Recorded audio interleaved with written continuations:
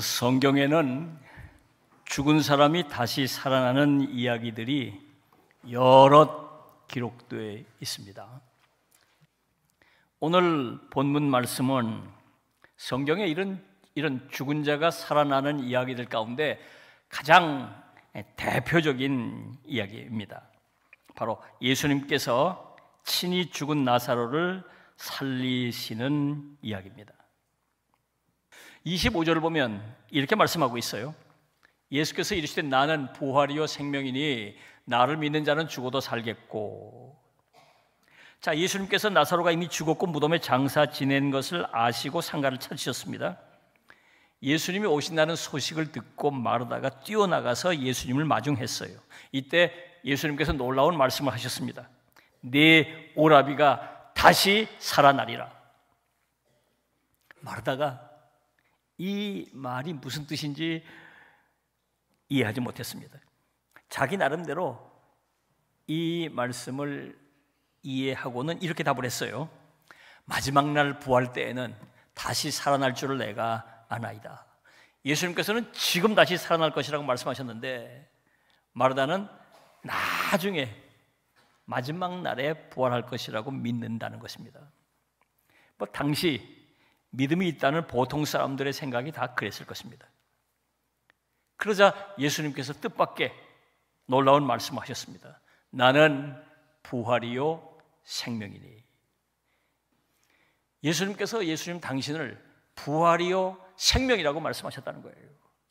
무슨 뜻일까요? 나는 부활이요. 나는 부활하게 하는 능력을 가지고 있다, 그 얘기죠. 나는 생명이다. 누구에겐가 생명을 줄 수 있는 분이시다. 그런 뜻이죠. 아주 놀라운 얘기시죠. 실제로 우리가 이 말씀을 아멘으로 믿고 예수를 영접하고 예수를 구주로 믿고 살면 우리는 새 생명을 얻게 되고 또 부활을 경험하게 됩니다. 이 땅을 살면서도 경험하게 되고 마지막 날에 또 결정적으로 경험하게 될 것입니다. 이 땅에 사는 동안 예수님께서 주시는 새 생명을 얻고 영적인 부활을 경험하게 됩니다. 우리나라 초대교회 시절 큰 영적 지도자셨던 김익두 목사님 일화입니다. 아주 유명한 일화죠. 이분이 원래 황해도 일대를 주름잡던 건달이었어요. 장터에서 건달로 행패를 부리며 살다가 선교사가 전해주는 전도지를 받은 것이 계기가 돼서 예수 믿고 새 사람이 됐습니다. 이분이 어느 날 엉뚱한 발상을 하고는 이해하기 힘든 행동을 했어요. 자기가 죽었다고 부고장을 보낸 겁니다. 몇 날 몇 시에 장례식을 치르겠다. 사람들이 멀쩡하던 사람이 죽었다는 소식을 듣고 놀라서 이게 어떻게 된 일인가 많이 모였습니다. 가보니까 그럴듯하게 장례식 준비를 잘 해놨어요. 가운데 관도 떡 갖다 놓고 영정에다가 쫙 그럴듯하게 장례식을 꾸며놨습니다. 사람들이 다 모이자 김익두가 나타났습니다. 죽었다는 사람이 나타난 거예요. 사람들이 얼마나 놀랐을까요? 죽었다던 사람이 저기 나타났으니까. 그리고는 이번엔 또 어떤 행패를 부리려나 두려운 마음으로 지금 떨면서 지켜보고 있는데 이분이 모인 사람들에게 이렇게 말했답니다. 여러분, 놀라게 해서 미안합니다. 김익두는 정말 죽었습니다. 예전에 김익두는 죽어 이 관에 누워 있고 여기 서 있는 김익두는 예수 믿고 변화된 새 사람입니다. 이것을 알려드리기 위해 여러분을 이 자리로 모셨습니다. 참 생뚱맞죠? 예수 믿고 자기 옛사람은 죽었고 새 사람이 됐다는 거예요. 옛사람이 죽고 자기는 새롭게 태어났다, 부활했다는 거 아니에요? 신학에서는 이것을 중생, 곧 거듭남이라고 말합니다. 우리는 예수님께서 주시는 새 생명, 영생을 얻게 됩니다. 우리가 진정한 그리스도인이라고 한다면 나는 부활이요 생명이라고 말씀하신 주님을 만나고 그 주님이 주시는 새 생명을 얻게 되고 그 주님 때문에 옛사람이 죽고 다시 새 사람으로 다시 태어나는 부활하는 체험을 하게 됩니다. 저도 그렇고 여러분도 그렇고 우리가 정말 예수를 제대로 믿는다면 이미 우리는 예수님께서 부활이요 생명이란 뜻이 말씀이 무슨 뜻인지 우리는 알고 살게 되는 거죠. 자, 결정적으로는 우리가 죽어서 이 세상을 떠난 뒤에 부활하고 영생을 누리게 될 것입니다. 본문 26절을 보면 예수님께서 이렇게 물으셨어요. 나를 믿는 자는 죽어도 살겠고 무릇 살아서 나를 믿는 자는 영원히 죽지 아니하리니 이것을 네가 믿느냐. 예수님께서 이 믿음의 고백을 다 들으시고 그리고 네가 이것을 믿느냐고 또 물으셨어요. 무슨 말일까요? 아직 부족하다 그 말이에요. 로마서 12장 3절을 보면 이런 말씀이 기록되어 있어요. 오직 하나님께서 각 사람에게 나누어 주신 믿음의 분량대로 지혜롭게 생각하라. 믿음의 분량이 있다는 거예요. 믿음의 분량이. 지금 말하다가 예수님 보실 때 믿음의 분량이 조금 부족해. 그 믿음의 분량을 좀 키우라. 그런 말씀인 거죠. 여러분, 우리가 믿음의 분량을 키워야 돼요. 믿음의 분량을 더욱 크게 키워야 해요. 여러분 어떻습니까? 믿음의 분량이 작아서 주님의 큰 역사를 받지 못하고 있는 건 아닙니까? 오늘도 주님께서 우리에게 물으십니다. 네가 믿느냐? 네가 믿느냐? 네가 믿느냐? 아멘. 아멘. 믿음의 분량을 키워야 돼요. 주님께서 그럴 때 말씀하시죠. 내 믿음대로 될지어다. 그래서 큰 역사를 체험하는 거예요. 문제는 주님의 능력이 부족한 게 아니라 우리의 믿음의 분량이 작은 거예요. 그걸 키워야 합니다. 33절 이하를 보면 이렇게 기록하고 있습니다. 예수께서 그가 우는 것과 또 함께 온 유대인들이 우는 것을 보시고 심령의 비통이 여기시고 불쌍히 여기사 그를 어디 두었느냐 이르되 주여 와서 보옵소서 하니 예수께서 눈물을 흘리시더라. 예수님께서 너무 슬퍼서 우는 마리아와 유족을 보시고 연민을 느끼셨습니다. 얼마나 슬플까, 참 불쌍하다 생각하셨습니다. 그리고 연민을 넘어 공감까지 하셨어요. 말없이 눈물을 흘리신 것입니다.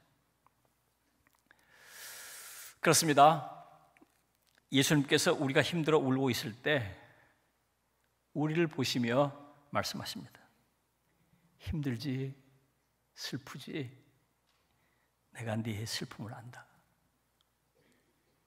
그리고 어느새 우리 곁으로 오셔서 말없이 울고 계십니다. 예수님께서 우리가 고난 가운데 힘들어할 때 우리를 보시며 말씀하십니다.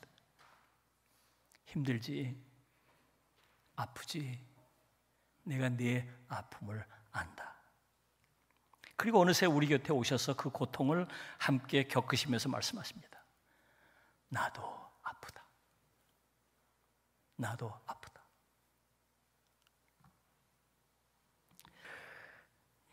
가수 윤복희 씨가 부른 여러분이란 노래, 여러분 잘 아실 겁니다. 워낙 유명한 노래이기도 하고 많은 후배 가수들이 리메이크했죠. 임재범 씨나 에일리나 여러분들이 리메이크해서 많이 불려지는 노래죠. 가사가 이렇습니다.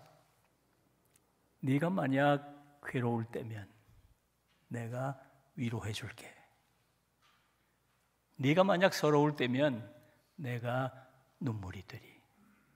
어두운 밤 험한 길 걸을 때 내가 너의 등불이 되리.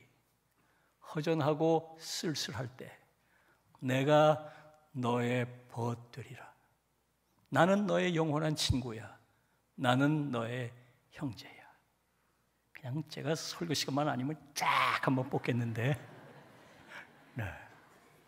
그런데요, 이 노래가 원래 가사가 아니에요. 원래 이 노래는 윤복희 씨가 영어로 처음에 가사를 썼는데 그 영어 가사를 오빠인 윤환기 목사님이 그걸 작곡하면서 가사를 조금 바꿨어요. 원 가사는 완전히 이건 CCM 곡입니다. 성경을 근거로 해서 작사가 된 곡이에요. 원 가사를 제가 한번 소개해 드리면 제목이 It's You예요. It's You. 바로 너야. 바로 너야. 내가 왜 하나뿐인 내 아들을 세상에 보낸 줄 아니? 그 이유가 바로 너야. 뭐 그런 뜻으로 제목이 바로 너야. 완전 CCM 곡이죠. 영어 원래 원본 가사 앞에 부분을 보면 이렇게 돼 있어요. When you walk through the cloudy days, 네가 구름 속 어두운 시절 지날 때, He said, 여기 He는 주님이에요. He said, I'll be the one to be your king.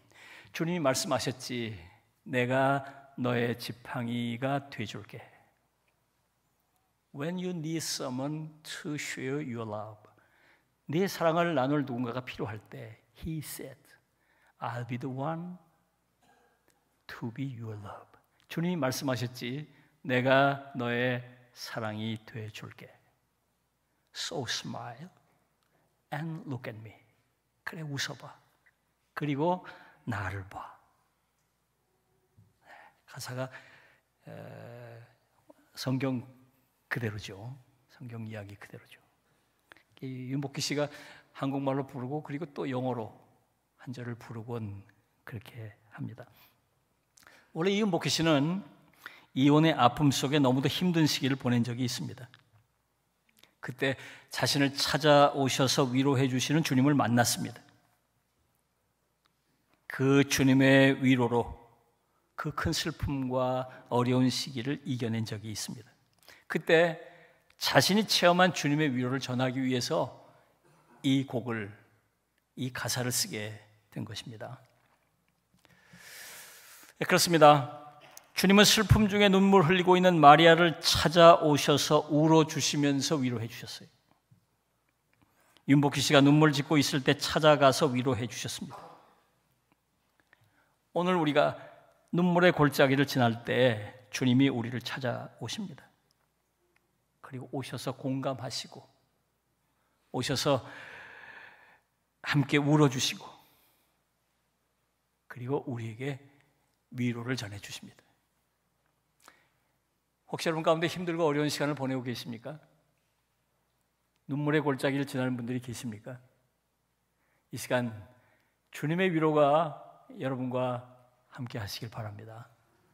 힘들고 어려울 때 우리 곁에서 울고 계신 주님을 바라보십시오. 말할 수 없는 하늘의 위로, 주님의 위로를 받게 될 것입니다. 이 시간 여러분 모두에게 주님의 위로와 주님의 평안이 넘치게 되시기를 주의 이름으로 축원합니다. 기도하겠습니다. 주신 말씀을 생각하면서 하나님 앞에 우리의 소원과 다짐과 결단의 기도를 드립니다. 다 같이 기도하겠습니다.